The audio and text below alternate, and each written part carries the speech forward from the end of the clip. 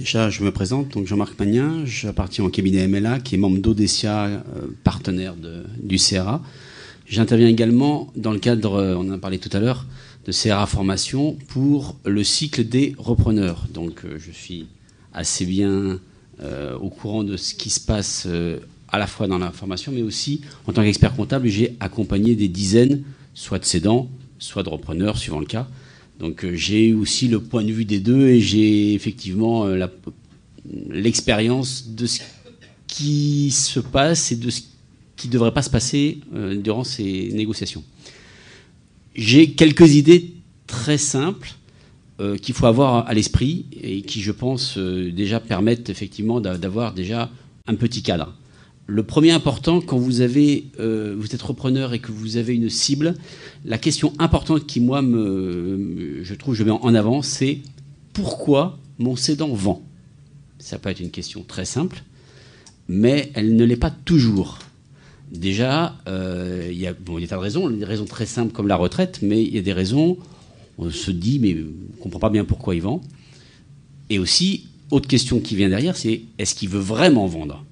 Parce que des fois, malheureusement, on se bat contre le cédant qui joue à vendre sa société, mais en fait, qui n'est pas vendeur, qui veut peut-être simplement trouver un prix, etc. Donc déjà, démêler le vrai du faux, savoir effectivement s'il est vendeur et pourquoi il vend, et des fois même à qui on vend. Parce qu'il y a des petites subtilités sur les groupes familiaux. Quand on reprend des sociétés, il y a des choses qui ne sont pas toujours très évidentes.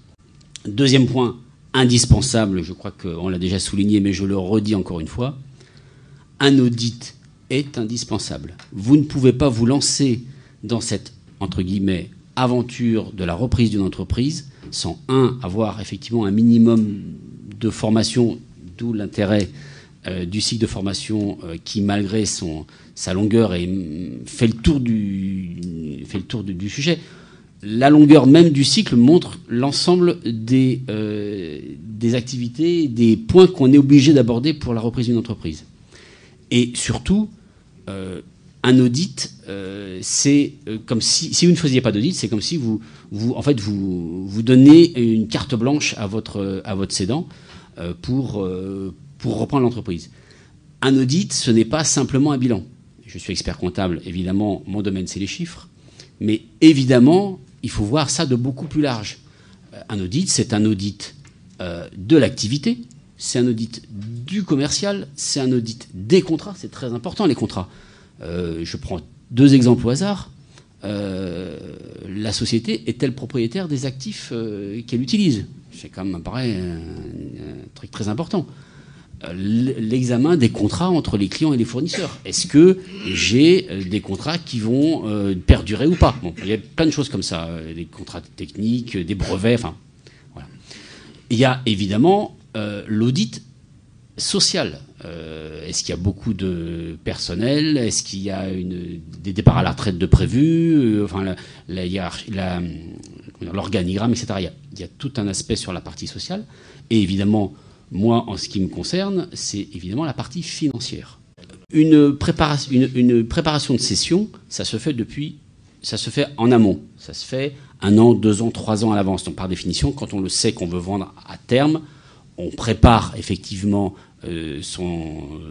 sa vente, on trie dans ses activités, on vend ce qui n'est pas indispensable, on fait en sorte de présenter une société en état de marche. Quand on est, à l'inverse, quand on est repreneur, on s'attache effectivement à tout ce qui a pu changer sur les dernières années, tout ce qui peut être changement de méthode de calcul, tout ce qui peut être variation anormale d'une année sur l'autre. Et puis on s'intéresse aussi, à titre d'exemple, à tout ce qui est lié au chef d'entreprise dans les comptes, c'est-à-dire son salaire, ses avantages, aussi bien des avantages salariaux que non salariaux. C'est un point important parce qu'il y a un certain nombre de choses qu'il faut retraiter dans les comptes. Et ça en fait partie. Vous vous retrouvez parfois à vous apercevoir que finalement, le chef d'entreprise cédant pesant énormément sur l'entreprise, donc du coup, avec une rémunération normale, on arrive à une rentabilité tout à fait intéressante qui est un point positif pour la reprise. À l'inverse, vous avez des fois des bilans qui montrent une rémunération du dirigeant très faible. Du coup, effectivement, si vous voulez, avoir une rémunération décente, c'est un peu compliqué. Alors, ça fait partie, effectivement, des différents thèmes, mais là, je pourrais en parler pendant des heures. Oui. Il y a des tas d'exemples. Mais, et on n'a pas des heures. Le temps nous est On n'a compté. pas des heures.